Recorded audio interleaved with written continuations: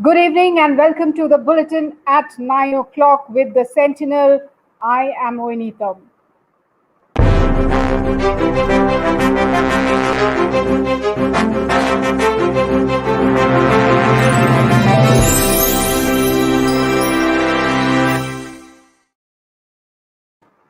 And first up, the top headlines at this hour.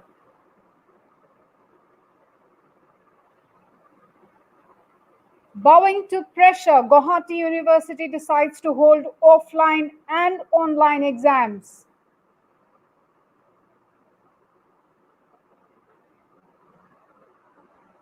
Assam to get another political party, ASU AJYCP to announce party on September 11.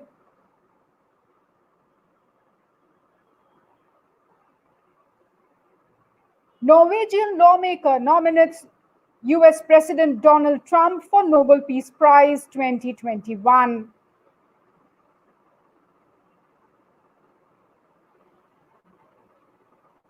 And now, viewers, I begin the bulletin with some very sad news coming in just a while back from the Bagjan oil field in Tinsukia district of Assam.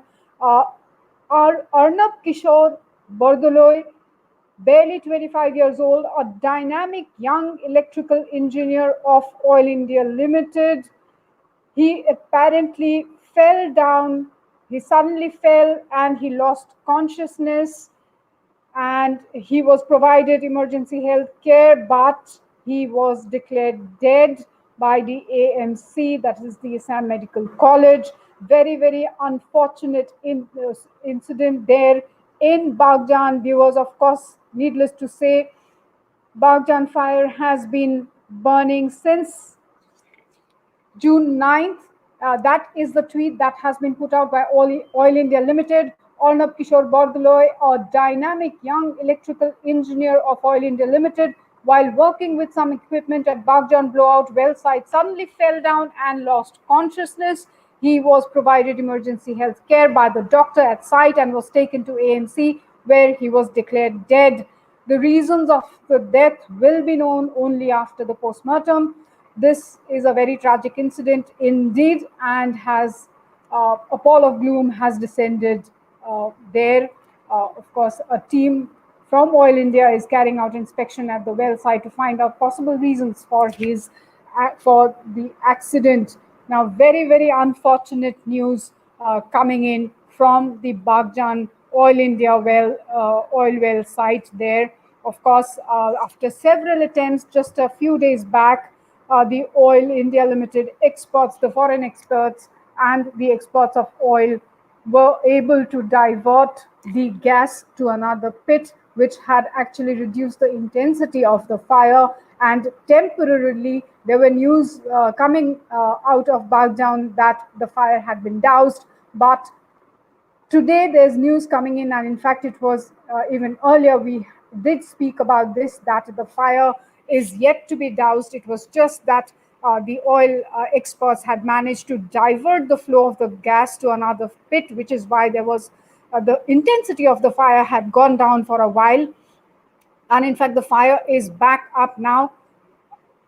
It was during the exercise trying to douse the fire that two firefighters of Oil India Limited had lost their lives. Extensive damage already caused to the environment, and many families still living in relief camps, and protests still going on outside the Deputy Commissioner's office in Tinsukia, demanding proper compensation for the damages that they had to go through because of the blowout that happened on May 27th, and now the fire that has been blazing since June 9th. It's over 100 days.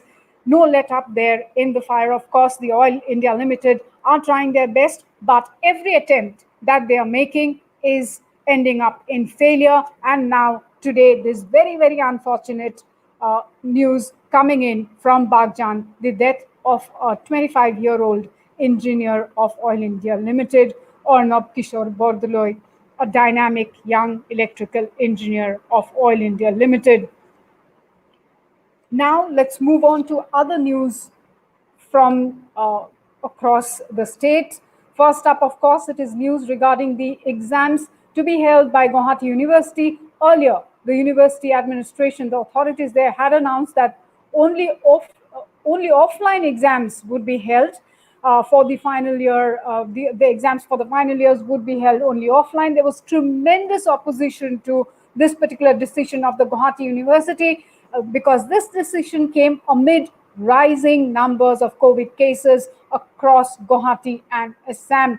Of course, Assam has long back passed the 1 lakh mark, and we are still seeing a significant increase in the number of COVID cases. Now, asking for students to sit for an offline examination is nothing less than asking them to commit suicide. Maybe those are very strong words that I'm using, but I feel it's justified given the situation that we are seeing in Guwahati as well as across the state as far as the number of COVID cases are concerned, the number of COVID deaths are concerned. Now, finally, Guwahati University has rolled back its earlier announcement to hold final year exams offline. Now, what they have decided, and they have also issued a notification which is available on their website, where they have said that the exams would be both online and offline. And it is the postgraduate or the PG final exams for 2020. This exam would be held in the online mode, while the undergraduate examinations will be held both in the online and offline mode. Like I said, the notice is there on their website for all of you to check out the details. There's the detailed standard operating procedure, also the revised ones, which the university has now released. And this has been released by the Controller of Examinations, Guwahati University. So they are also working on few more SOPs, which would be released soon. Now, of course, students were extremely upset. Students, guardians, civil society, everybody were really concerned and very, very upset about the earlier decision of the Guwahati University. And we at Sentinel Assam had spoken to several students' representatives, to several student leaders and students also. And we were actually highlighting this particular bit of news that the exams would be held offline. But thankfully now the university authorities deciding to hold exams both online and offline. Now, moving on to some political news from the state of Assam. Very soon, there will be another regional political party that will be announced ahead of the Assam Assembly elections scheduled for next year. The All Assam Students Union and the AJYCP is all set to announce the formation of their new political party by September 11th, that is day after tomorrow. In fact, we were expecting some kind of an announcement today because there was a meeting between the ASU, AJYCP and the representatives of the 30 indigenous organizations. There were almost a 3-hour-long meeting that was held in Guwahati today amongst all these groups. And of course, they discussed about the Citizenship Amendment Act, the way forward. They also discussed about the implementation of Clause 6 of Assam Accord. So all these discussions were held, but later on, the outcome of the meeting was that most likely ASU and AJYCP will announce the new party on September 11th, the name and the way forward for the political party. In fact, whatever ASU and AJYCP are deciding and planning to do depends or is entirely dependent on the recommendations submitted by the 18-member high-level advisory committee that was earlier set up by ASU and AJYCP to chart the road plan for both the organizations in the coming days. Now, ASU leaders had also mentioned that they are looking at contesting about 80 to 100 seats in the upcoming Assam Assembly elections scheduled for next year.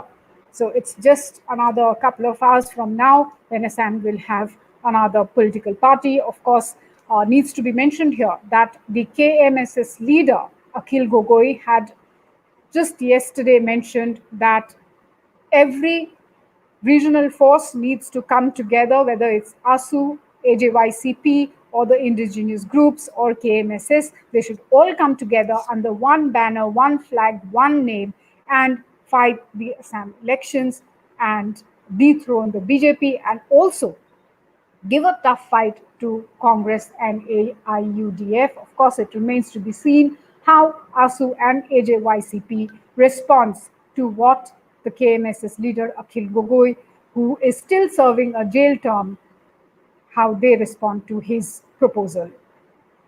Moving on to news from Manipur. Manipur Chief Minister N. Biren Singh, he expressed anguish over the incident of a private hospital not attending to an expecting mother. He said that he had instructed the Principal Secretary Health to serve a show cause notice to the private hospital concerned. It is pertinent to mention here that a video of the incident had gone viral on social media, with netizens condemning the hospital for its inhumanness. Biren Singh said that there is no point in opening hospitals if there is no willingness to attend to patients who require medical attention. And this was a case of medical emergency. Now, hospital authorities, of course, cannot think of money and business alone. This is what the chief minister said. Now, this is not the only incident that where we are seeing that hospitals are turning away pregnant women. We earlier saw similar incidents take place in Meghalaya too, but of course, every state government has taken strict action against such hospitals. Staying on with news from Manipur, the All Tribal Students Union of Manipur has called for a 48-hour interstate bandh in the state from September 14 onwards. The body has, however, exempted media and medical services and other essential services from the purview of the proposed bandh. As per a statement issued by the organization, the bandh has been called in protest against the state government's failure to respond to the agreed charter of demands between the All Tribal Students Union Manipur, the All Naga Students Association Manipur, the Kuki Students Organization General Headquarters, and the state government on August 13 of 2018. The ATSUM appealed to the interstate transporters and the public to kindly bear and cooperate during the course of the proposed bandh. Now, moving on to some national news. This is, of course, news about the Rafale fighter jets. A formal induction ceremony of the 5 high-profile Rafale fighter aircraft would take place tomorrow. The induction would happen into the Indian Air Force's Golden Arrows Squadron. It will be held at the Ambala Air Base in Haryana tomorrow. Union Defense Minister Rajnath Singh and his French counterpart Florence will be the chief guests for the event. The first batch of 5 Rafale jets, which arrived at the Ambala Air Base on July 29th, have already proven their mettle with successful weapons firing at a test range after arrival. When the first batch of Rafales arrived at Ambala, the Indian Air Force had said that efforts are focused on operationalization of the aircraft at the earliest.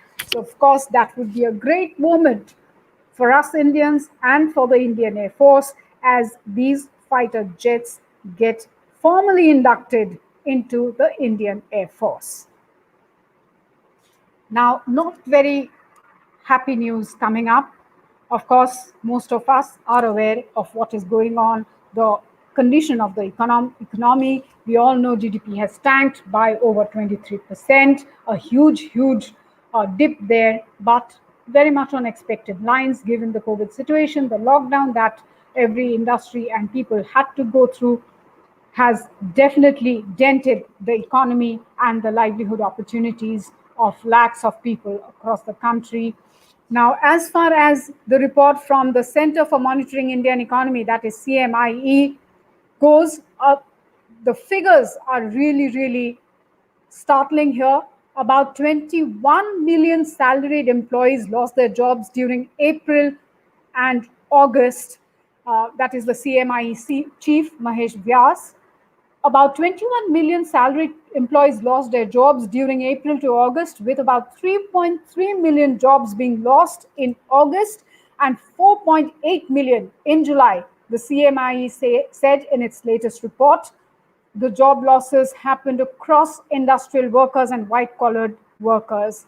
Salaried jobs in August came down to 65 million from 86 million in the country in the full year 2019-20. So viewers, clearly it is not just the COVID effect, but the economy was on a downslide, and across media houses we have been talking about this.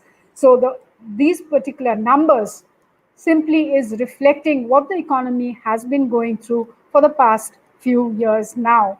As per the monthly CMI data, the unemployment rate of the country rose to 8.35% in August from 7.4% in the previous month.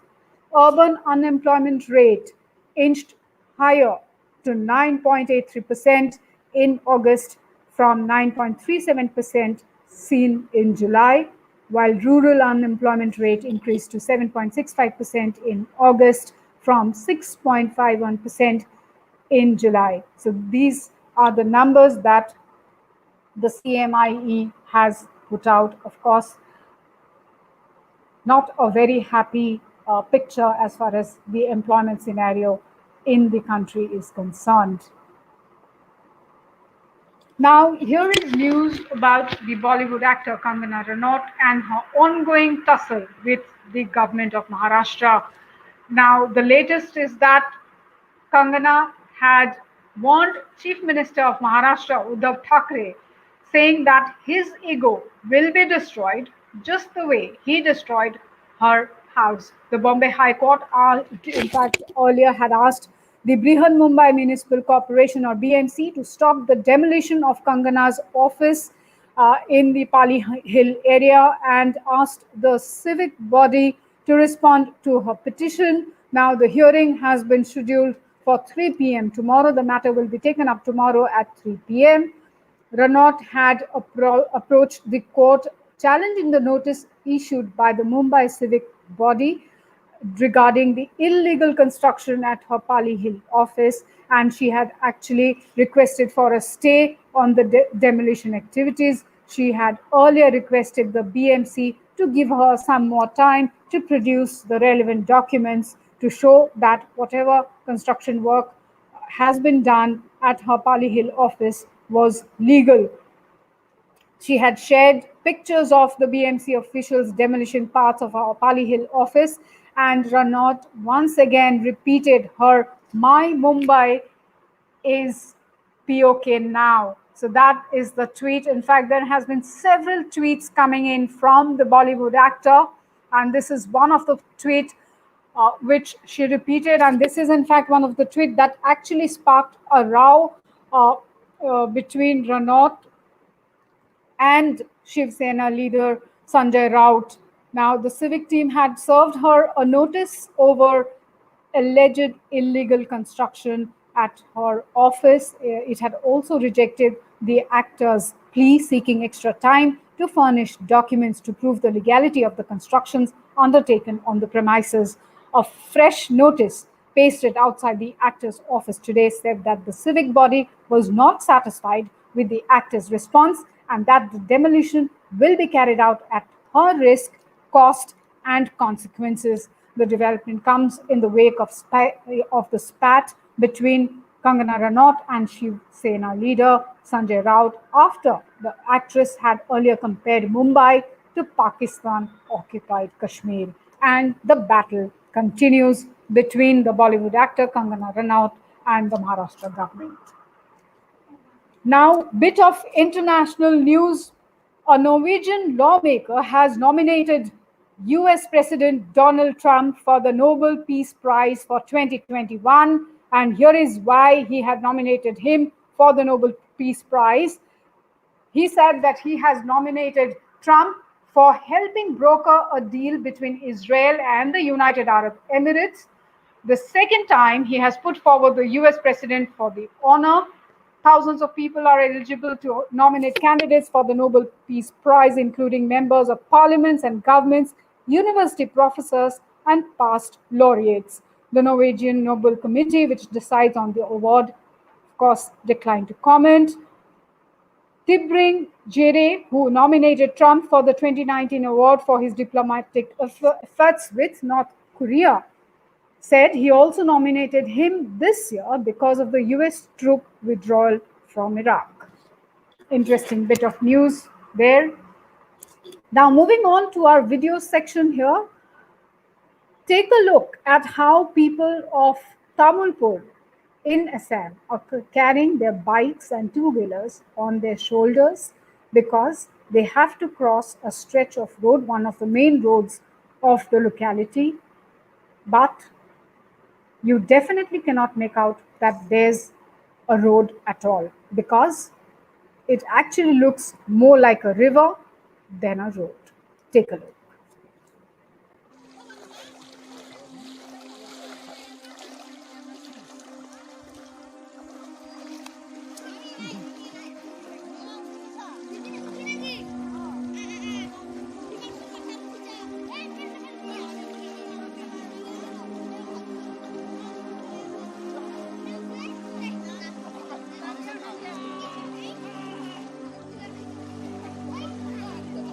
পাগলীয়া নদীৰ প্ৰবল বানপানীয়ে আমাৰ এই ভঙা মাথোৱাৰীৰে পানী ধাৰ সোমাই আমাৰ এই গাঁওখন সম্পূৰ্ণভাৱে ডুবাই পেলাইছে আৰু আজিও সম্পূৰ্ণভাৱে পানীটো শুকাই যোৱা নাই এতিয়া পানী কিছুমান বাঢ়ি আছে আৰু বাঢ়ি থকাৰ ফলত ইয়াৰ যোগাযোগ সম্পূৰ্ণভাৱে বিচ্ছিন্ন হৈছে যে ইয়াত ধমধমা তামোলপুৰলৈ এই গড়কাপ্তানি পথ এই গড়কাপ্তানি পথত এতিয়া মানুহে অহা যোৱা কৰিব নোৱাৰে আৰু এতিয়া ইয়াত হৈছে কি বাইক মানুহৰ চাইকেল এইবিলাক কান্ধত তুলি পেলাই পাৰ কৰাৰ ব্যৱস্থা কৰিব লগা হৈছে যে আজি আপোনাসকলে আজি এনেকুৱা এটা দিনত ইমান দুৰ্ভাগ্যৰ সময় যে যিটো চৰকাৰী ৰাস্তা ধমধমা গড়কাপ্তানি পথটো আজি অটো বছৰেই তাৰমানে এনেকুৱাকৈ কৰিয়াই থাকিল যে মানুহে ইয়াৰে অহা যোৱা কৰিলে টকা পইচা ভৰি পেলাই পাৰ হ'ব লাগে আজি এটা এনেকুৱা এটা সময়ত যে এনেকুৱা এটা ৰাস্তা যদি থাকে আমি ভাবিবই নোৱাৰোঁ